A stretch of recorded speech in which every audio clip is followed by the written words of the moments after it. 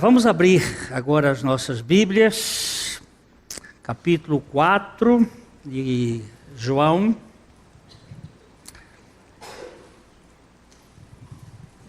Nós estamos caminhando no Evangelho de João.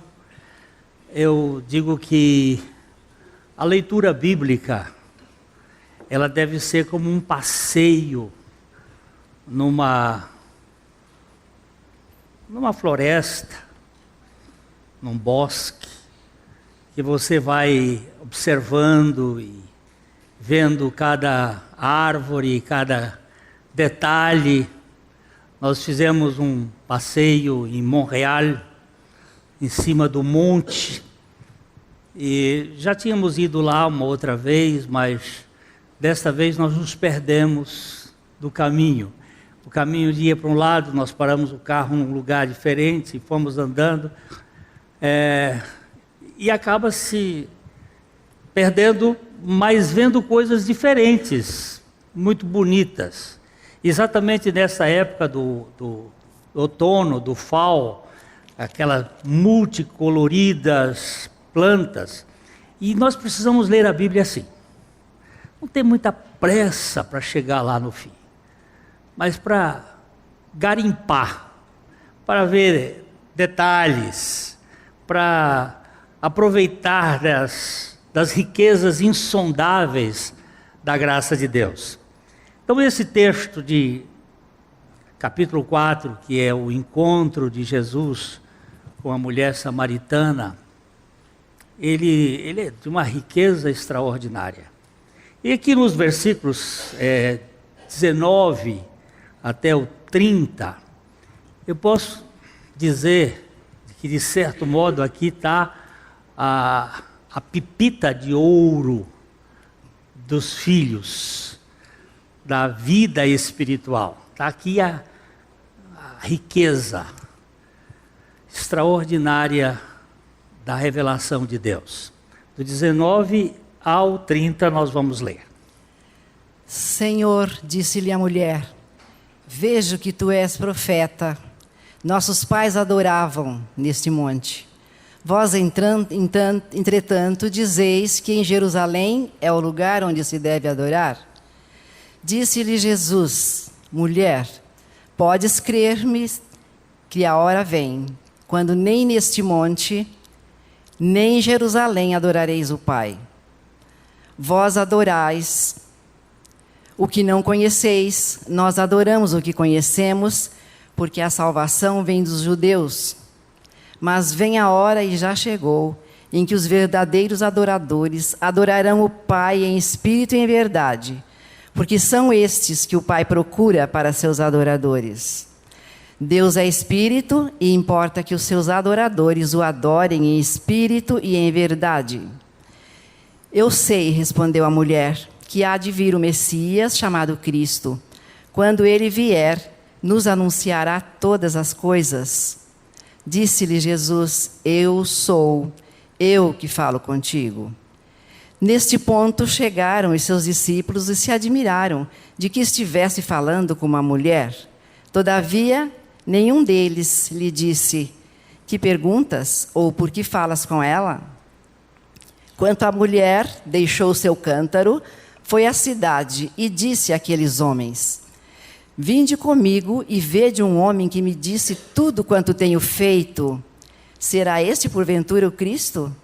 Saíram, pois, da cidade e vieram ter com ele. Nosso Pai,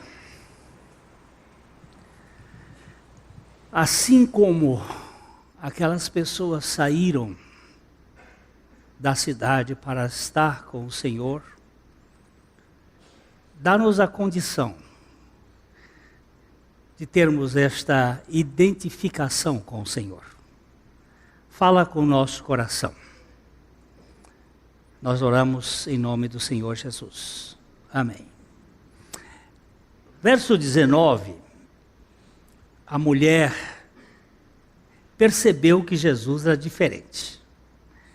Ela saiu inicialmente, você vê aqui que ela diz, Senhor, disse-lhe a mulher, vejo que és profeta. Ela antes via apenas um judeu. E ela sai, vamos voltar, vamos aqui dar uma chegadinha no versículo 11, capítulo 4, verso 11 de João, que ela diz o seguinte: Senhor, tu não tens com que tirar, e o poço é fundo. Onde, pois, tens a água viva? Ela sai do poço fundo para o alto do monte, no versículo 20. Vamos ver o verso 20. Nossos pais adoraram neste monte. Ela sai da profundidade do poço, onde ela vê Jesus como um homem sem capacidade para buscar água, porque o poço era fundo, e vai para o alto do monte Gerizim, que era o monte das bênçãos. Nós já vimos isso aqui, o grande perigo da teologia das bênçãos e não da teologia de Deus. Nós buscamos as bênçãos de Deus e não o Deus da bênção. E ela diz: nossos pais adoraram neste monte. Ela via Jesus como um judeu incapaz de tirar água porque não tinha os utensílios, os apetrechos. E agora ela parte para o monte quando Jesus a desnuda. Quando Jesus abre e diz o seguinte: é verdade que você já teve 5 maridos, mas o homem com quem você está agora não é seu marido. E Jesus abre esta brecha na sua alma para revelar o seu amor incondicional e dar a ela a oportunidade de que ela pudesse ser aceita. Porque normalmente nós nos escondemos nas máscaras do sucesso, para que as pessoas nos aprovem, não pelo que somos, mas pelo que aparentamos ser. É aí que gera a grande crise existencial. O Iclot de Sartre, aquela mônada sem janelas e sem portas da existência, é o medo desgraçado que temos de sermos rejeitados. Se eu disser para você quem eu sou de verdade, será que você me aceitaria? Então eu projeto uma imagem um pouco exitosa para que as pessoas me aplaudam. E quando Jesus a desnuda e mostra que ela é uma mulher carente de fato, ela sai do buraco, do poço, onde ela não vê Jesus como ninguém capaz de fazer alguma coisa, e admite que ele deva ser um profeta. Vejo que és profeta porque só um vidente poderia ver a minha alma e ver a minha realidade. Mas ela já tenta sair para um ponto que é: nossos pais adoraram neste monte. E aqui é que está o perigo.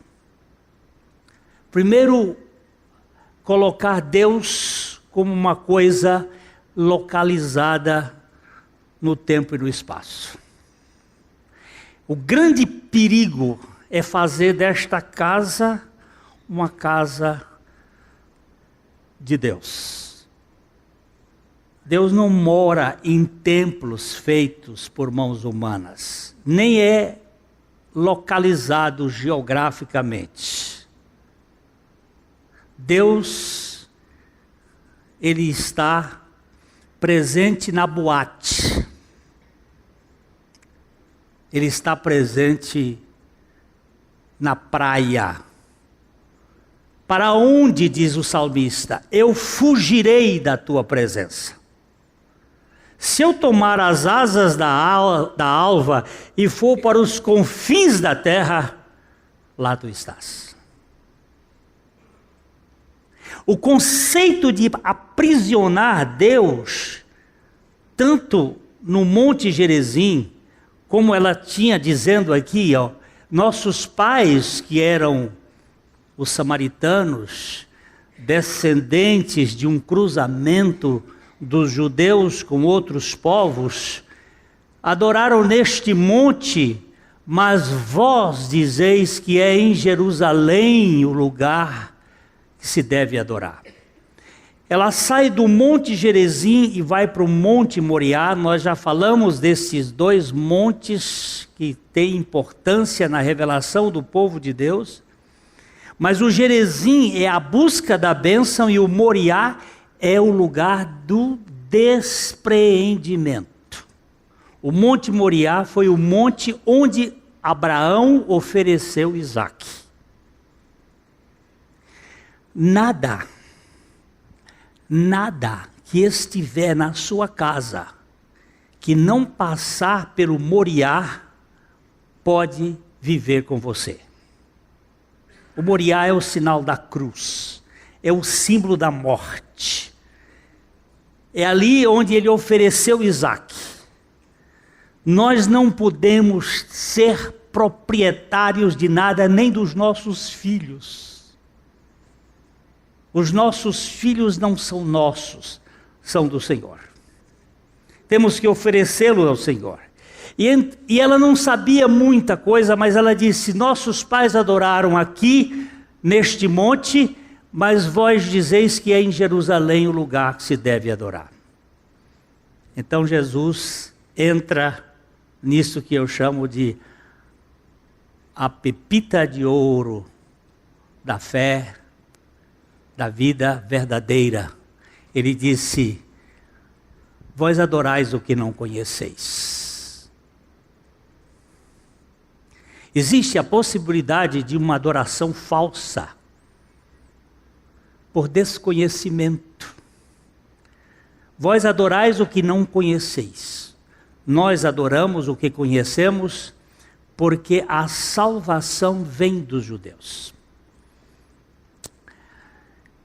Deus escolheu um povo.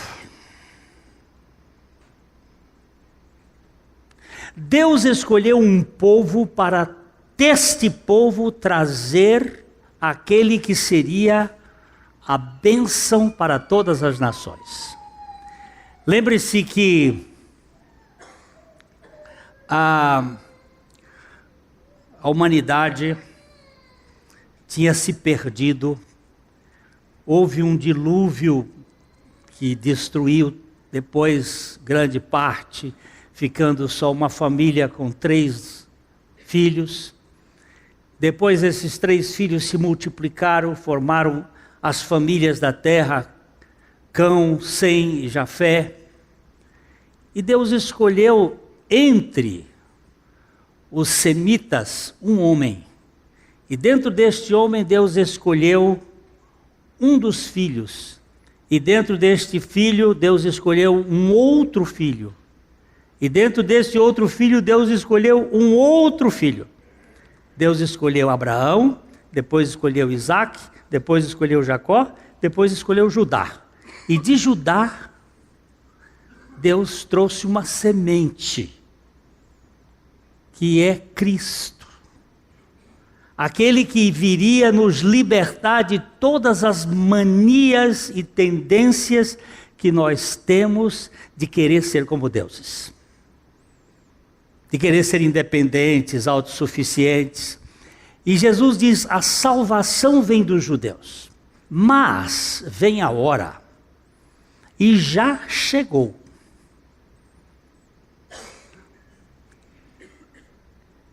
E já chegou. Em que os verdadeiros adoradores adorarão o Pai em espírito e em verdade, porque são estes que o Pai procura para seus adoradores. Deus que não precisa de nada tem necessidade. Deus que é autossuficiente. Deus que se basta a si mesmo. Procura. O que é que Deus procura? Procura adoradores. Presta bem atenção nessa palavra. Deus é um perdigueiro. É um caçador de adoradores. O que o Senhor procura? Eu procuro adoradores. Mas todas as pessoas não adoram a Deus nas suas religiões? Não. Vós adorais o que não conheceis. E toda adoração tem que passar por este crivo, espírito. Jesus, falando com Nicodemos, ele diz que o que nasceu da carne é carne, e o que nasceu do espírito é espírito. Importa-vos nascer do alto. Não existe adoração no homem natural. Não existe adoração da carne. Não existe adoração na pessoa que não nasceu de novo.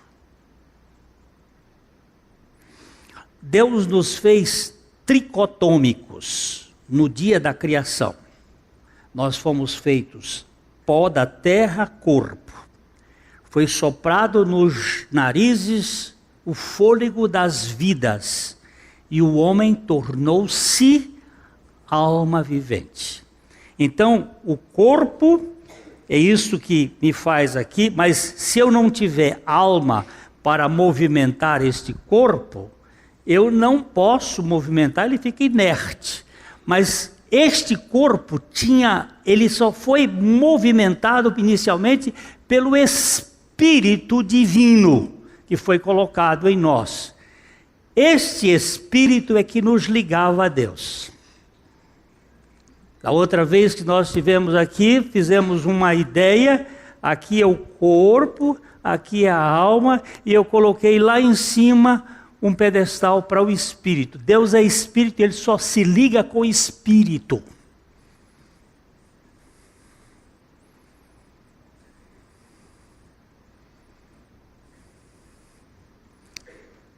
Nós estivemos em Quebec agora, uma época em que eu acho que 90% dos orientais vêm para lá.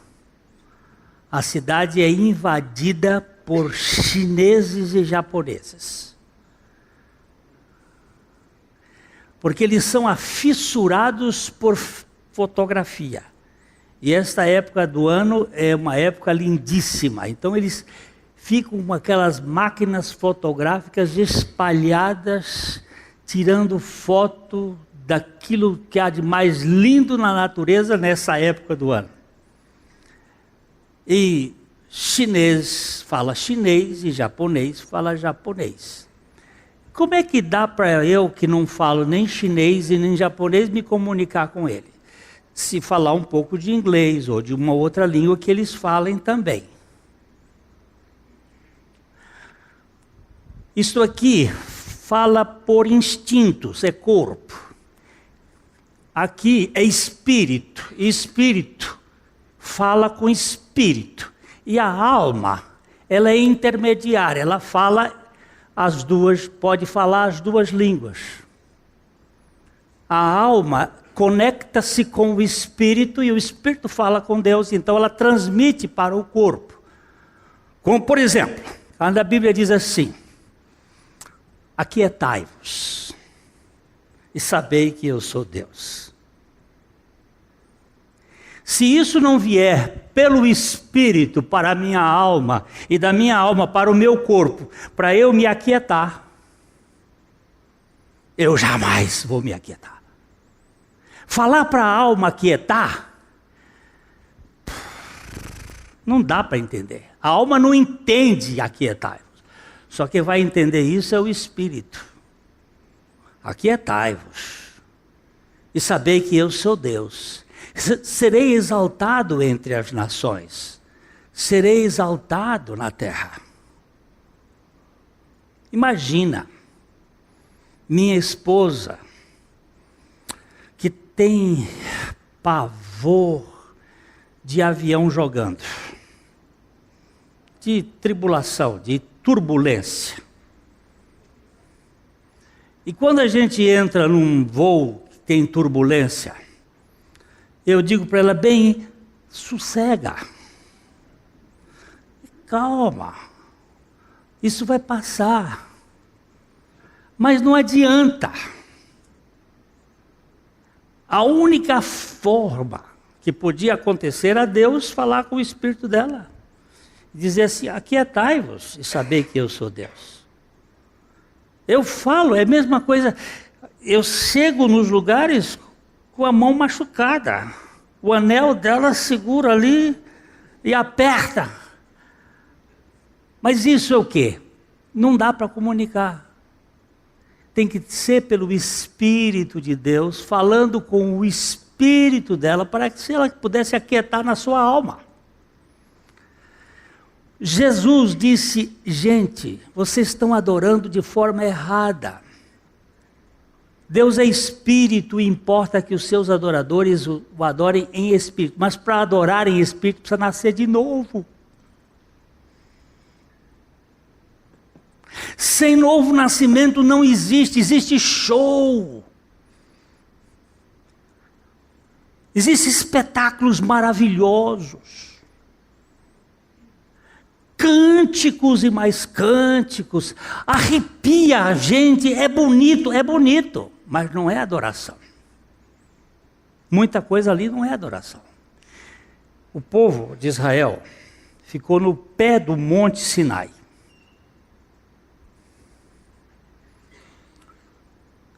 Setenta homens subiram com Moisés até uma certa altura.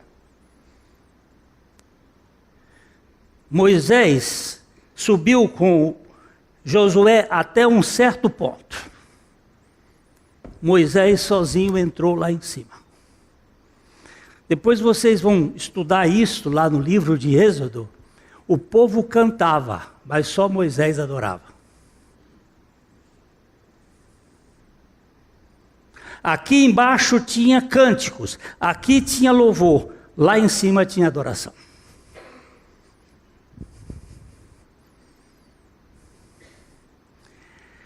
Nós confundimos emoção com adoração. Tem emoção em adoração? Tem. Mas emoção não é adoração. Deus é Espírito. E às vezes na adoração não existe nenhuma manifestação. Elias resolveu mexer com esse assunto de adoração. Ele pegou a Jezabel, que é a prostituta cultual de Israel, foi ela que fez aquela coisa toda, de trazer a idolatria fenícia, de Tiro, de Sidom, para dentro do culto de Israel. E Elias resolveu fazer um debate. Jeová é Deus ou Baal é Deus? Vamos ver quem é que é Deus. E aí ele faz aquele desafio.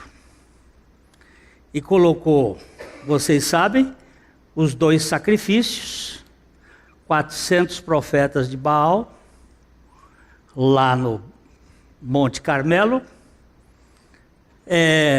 sacrifica, bota um bezerro lá, não vai botar fogo. O fogo tem que vir do céu. Põe os pedaços, e agora o Deus que mandar fogo do céu, esse é o Deus. E ele então disse uma questão. Vocês, primeiro, questão de distinção. Vocês façam primeiro, depois eu faço. Pede fogo do céu. E desde a manhã até o meio-dia, eles se cortavam, se batiam e clamavam e gritavam, pedindo fogo do céu, e não havia fogo. Elias até fez uns trocadilhos, umas brincadeiras, dizia, quem sabe ele esteja viajando, ou está na casinha fazendo alguma necessidade, e ele vai debochando, e o fogo não aparece. Depois que eles não podiam fazer nada, Elias diz assim, agora vamos reconstruir o altar de Israel que está quebrado. Israel estava dividido, Judá de um lado, Israel do outro. Pega as 12 pedras, põe juntas. Pega o bezerro, coloca lá. Pega balde d'água. 12 baldes d'água. Água e fogo são incompatíveis. Não foi gasolina, foi água. Enche de água. E agora Elias pede fogo do céu. E o fogo desce. E o que Elias faz? Mata os profetas de Baal depois todos. E a Jezabel se enfurece. E resolve acabar com Elias. E ele começou a fugir. E foge para um lado e foge para o outro. E vai a crise do Querite, e vai a crise da viúva, e chega na crise de não ter mais nada, e ele foge para Horebe. Horebe é o Monte Sinai. O Monte Sinai é o monte onde Moisés teve a adoração. Aí ele vai para lá, viaja 40 dias e 40 noites sem comer. Quando chega lá, entra numa caverna. De repente, Deus pergunta, dormioco, o que você está fazendo aqui? Elias é acordado, tem uma tempestade, vento, terremoto. Em nenhum momento do barulho, Deus estava.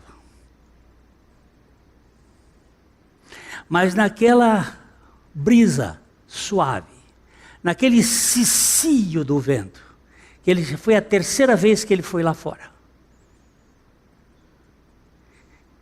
O Senhor fala com ele. Elias, eu tenho 7.000 que não se curvou a Baal. Eu tenho um povo, eu tenho um remanescente, eu tenho uma gente dentro do povo que é meu. Não precisa ficar preocupado. Eu sou Deus.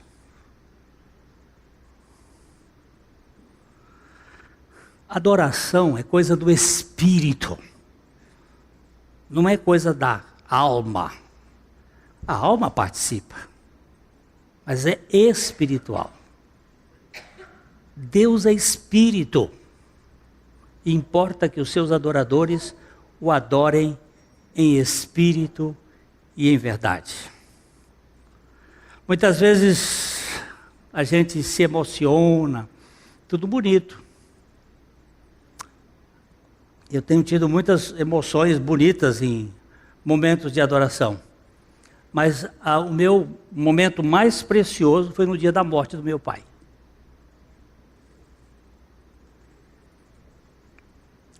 Depois que ele faleceu, estávamos já na vigília da noite, eu resolvi sair para adorar a Deus na fazenda no campo, mês de novembro, sem uma chuva sequer, seco como só poderia estar.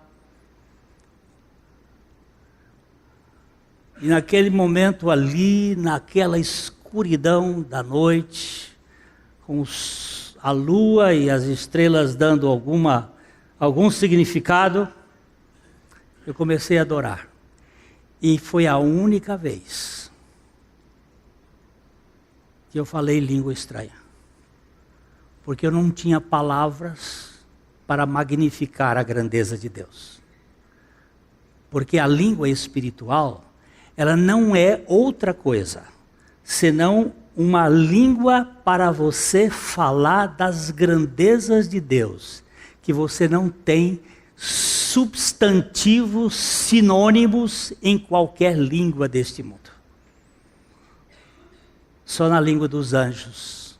Se eu falar a língua dos homens e dos anjos e não tiver amor, naquele dia eu pude adorar ao Senhor no meu espírito e ver que há uma realidade espiritual que transcende a tudo isto que nós conhecemos neste mundo.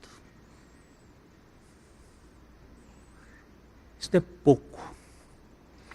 São Tomás de Aquino, o grande teólogo da Igreja Católica, o formador do pensamento do tomismo católico,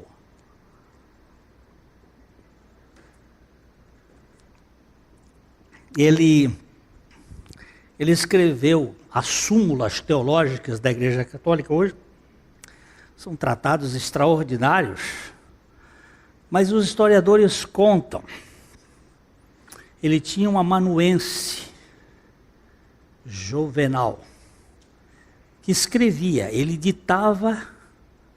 Naquele tempo não se tinham esses Siri, que hoje você fala com o Siri, e o Siri escreve, faz tudo.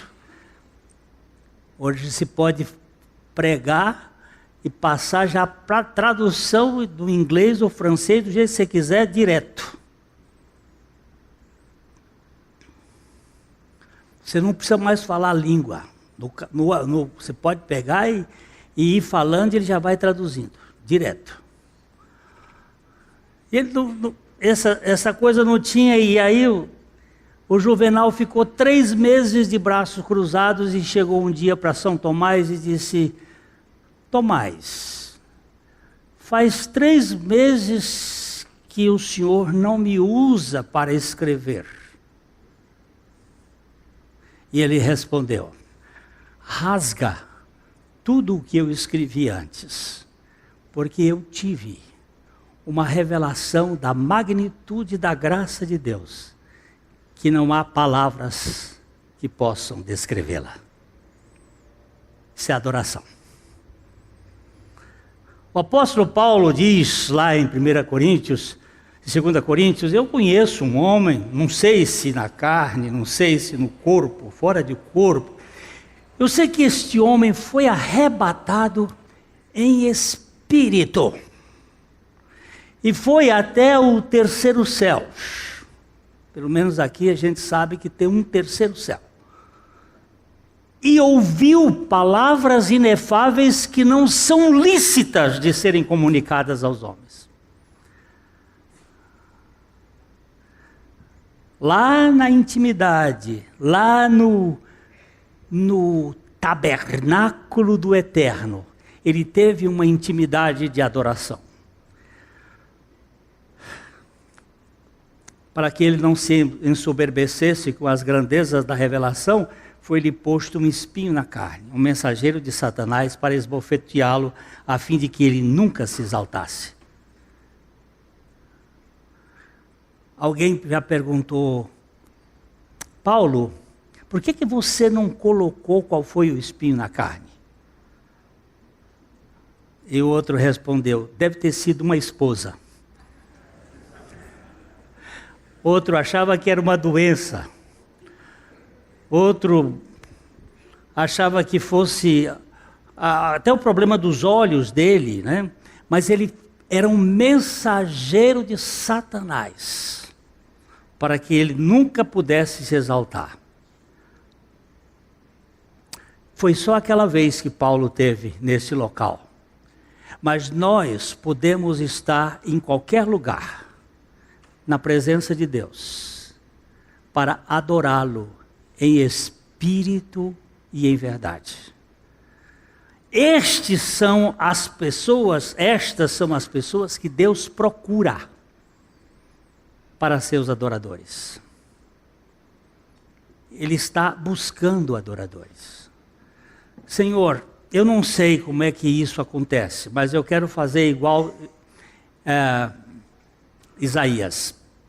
No ano em que morreu o rei Uzias, no ano da crise, no ano em que ele perdeu o emprego, porque segundo alguns ele era parente do rei Uzias. Quando o rei Uzias morreu, veio outro no lugar, e aí não era muito amigo de Isaías, Isaías ficou sem emprego.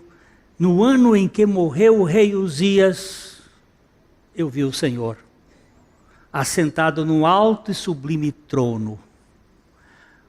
E aí ele começa a descrever a glória daquela adoração. E de repente o Senhor vai e purifica os seus lábios com uma brasa viva tirada de uma tenaz. E ele diz, foi purificado, e aí o Senhor diz assim, a quem enviarei? E quem há de ir por nós? E ele diz, eis-me aqui. Senhor, eu quero ser um adorador teu. Eu quero que o Senhor me use. E que faça de mim, que faça da minha vida um instrumento de adoração. Lembre-se que todo adorador vai ser manco. Vai ter espinho na carne. Todo adorador vai ter dificuldades. Eu estou lendo um livro extraordinário. Graça Extravagante. Este livrinho vale a pena.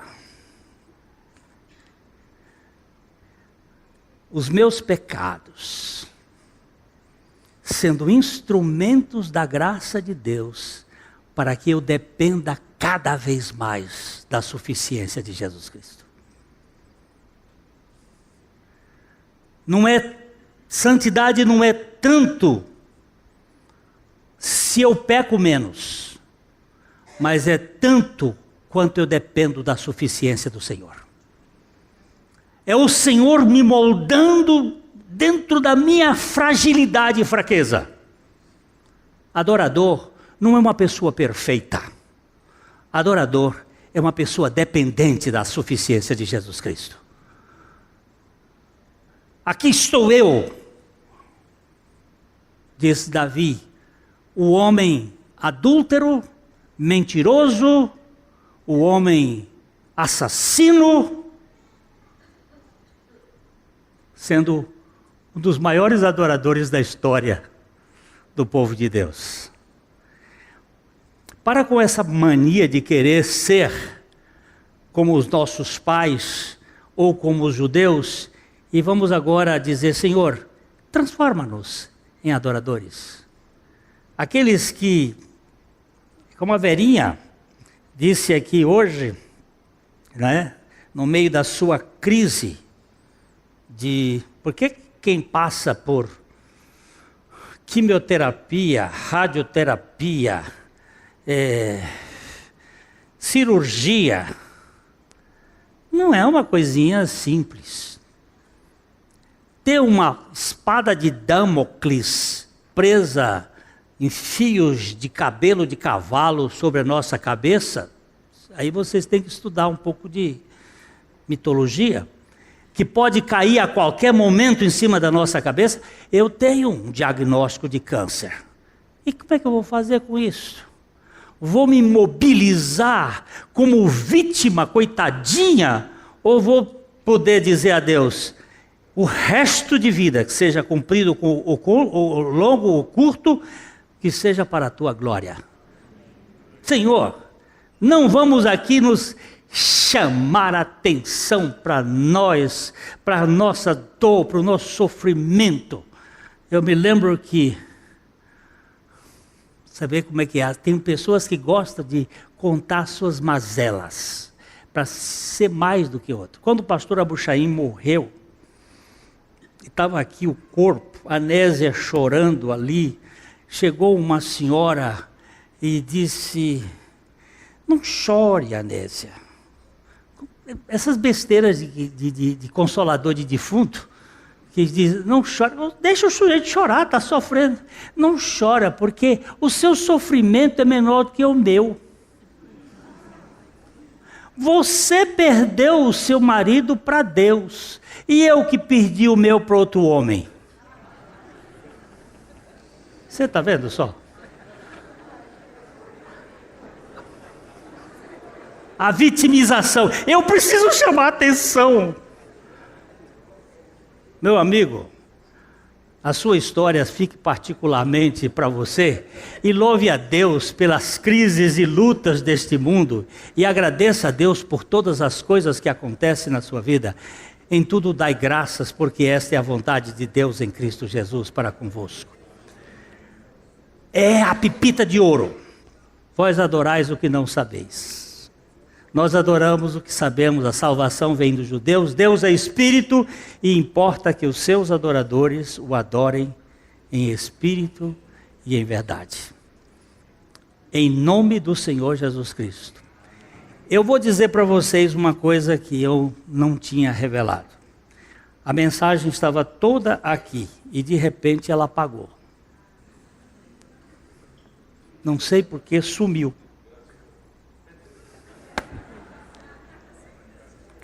Todas as anotações que foram feitas durante muito tempo evaporaram nesta noite para a glória de Deus. Quando eu olhei e disse, não tenho anotações, Senhor, Ele disse, eu sou a tua anotação. Eu sei que me perdi um pouco, mas Ele ganhou outros tantos para a glória dEle. E nós louvamos o Senhor, porque Ele é o Senhor da história. Senhor das nossas vidas. A Livraria PIB Londrina procura selecionar cuidadosamente seus títulos e autores, a fim de oferecer um conteúdo alinhado com o Evangelho de Jesus Cristo. Bíblias, livros de teologia, devocionais, literatura infantil, biografias, comentários bíblicos e muito mais. Dispomos também de um acervo de CDs e DVDs das mais de 5.000 mensagens ministradas na Primeira Igreja Batista em Londrina. Visite a Livraria PIB Londrina e conheça ainda mais. Livraria PIB Londrina, de segunda a sexta, das 13h30 às 18 horas. Endereço na Avenida Paraná, 76A, próximo ao Calçadão, bem no centro de Londrina. Ligue para 3372-8921 ou acesse o site www.livrariapiblondrina.com.br.